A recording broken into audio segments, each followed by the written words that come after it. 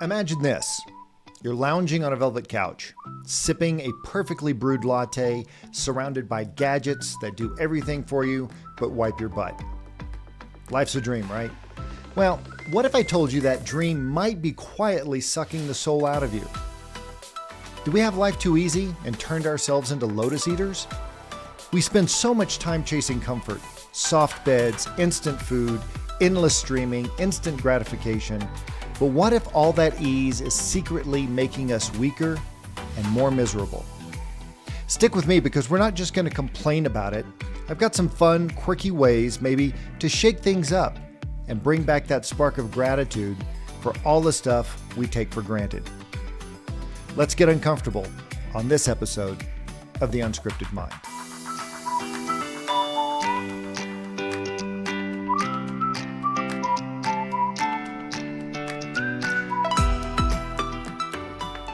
Welcome to The Unscripted Mind, where our goal is to give you fresh perspectives, practical insights, and tools you can use to give you more choices, increase your awareness, and have better control of your feelings, reactions, and behaviors.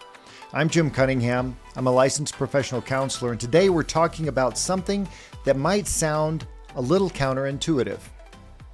So let me paint a picture for you. Imagine this. You roll out of bed that's basically a cloud. You hit a button for coffee, you order dinner with a swipe, while Netflix queues up your next binge. Life in 2025 is pretty sweet. We're living better than royalty, even just from a few centuries ago. Indoor plumbing, heat on demand, groceries and food at our fingertips. A 2023 Pew Research study found that 87% of Americans say their quality of life is better than their grandparents thanks to technology and convenience.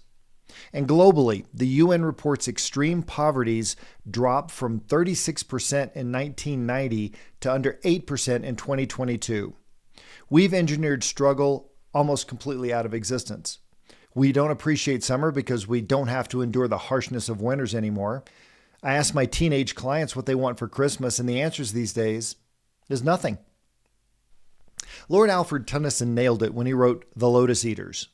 He wrote, "In the hollow lotus land to live and lie reclined, on the hills like gods together, careless of mankind. Surely, surely slumber is more sweet than toil." He describes these sailors who eat magic lotus flowers and just, check out. No more storms, no more rowing, just blissful apathy. Sound familiar? We've got our own lotus flowers, smartphones, DoorDash, 24/7 streaming, and it's seductive. A 2022 Gallup poll found that 61% of adults in developing nations say they avoid unnecessary effort whenever possible. We're choosing the shore over the ocean. But here's the dark side. Too much comfort can tank us. Studies like the one from the University of Chicago in 2020 link excessive routine and low challenge to a 15% spike in anxiety and depression over time. Why? Well, no struggle, no growth. We get risk averse, scared to lose our bubble. Meanwhile, we demand our kids and coworkers stretch themselves, but us, we're good. Monotony's magic, stability, predictability, safety, turns into a trap when we stop moving. And here's the real rub. We're really good at this comfort game. Psychologists call it hedonic adaptation. We adapt to the good stuff so fast, it stops feeling special. That heated car seat, thrilling for a week, then it's just a seat. A 2021 study from the American Psychological Association says 68% of people in high-income countries report feeling numb to everyday luxuries within months of getting them. We're drowning in ease, and it's making us forget what good even feels like, and the mental health statistics that have gotten progressively worse since the 1950s back this up. Worse, without challenge, we stagnate. Why? Well, because overcoming stuff makes us feel alive. It's like we're built for it. Turns out humans are made to solve problems. We're built to push, not just recline. Now, we're wired to adapt, and that is a great survival skill, but it kind of sucks for staying grateful. And it's not just about gratitude. When life's too easy, we miss out on something else. Challenge and struggle. That gritty feeling of actually earning something. Think about playing a video game on easy mode or playing chess with a first grader. At first, it's great. You're crushing it. You're killing it. You're invincible. There's no stress. But after a while, it's boring.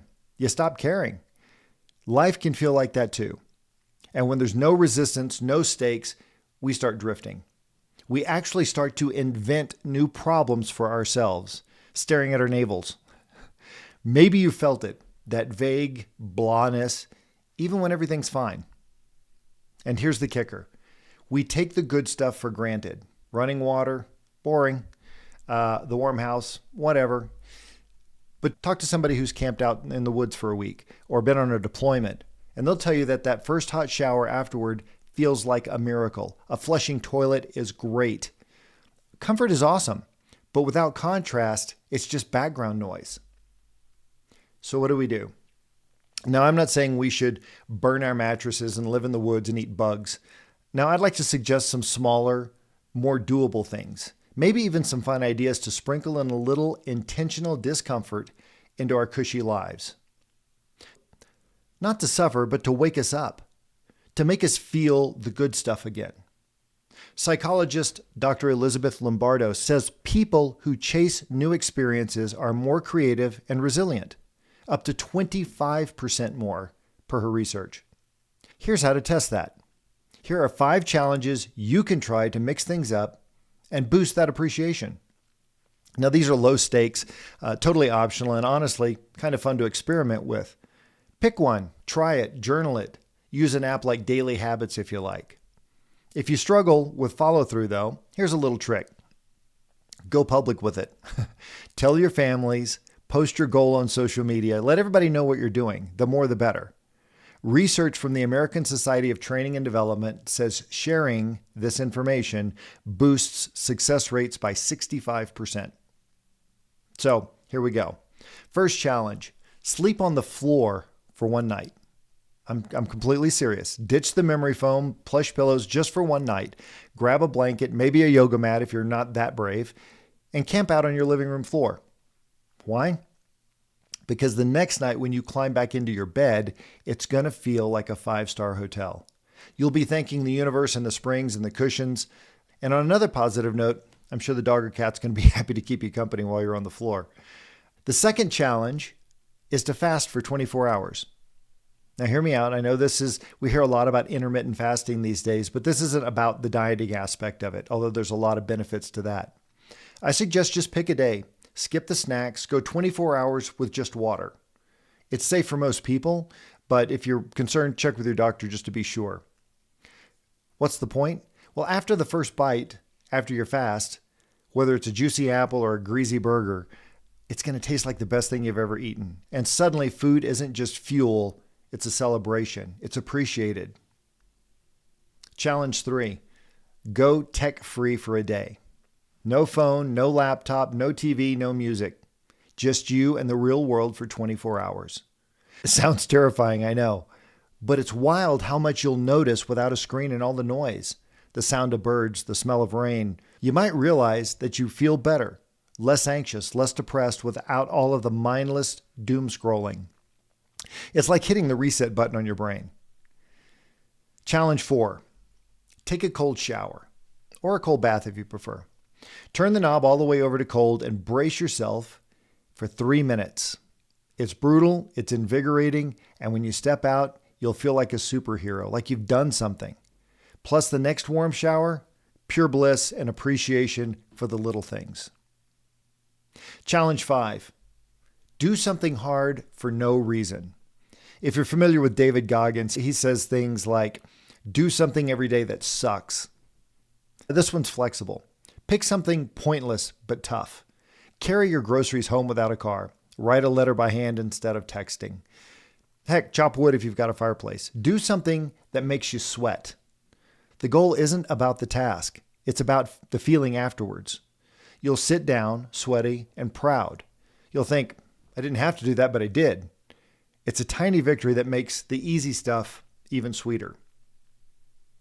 So, some ideas. But why bother with any of this?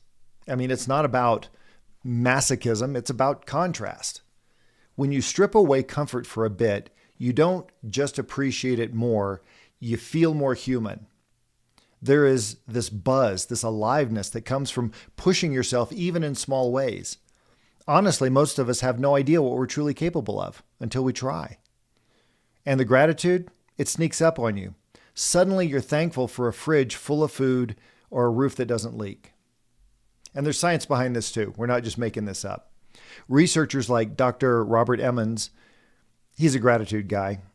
And he says that intentionally noticing what we have, especially after going without, rewires our brain to be happier.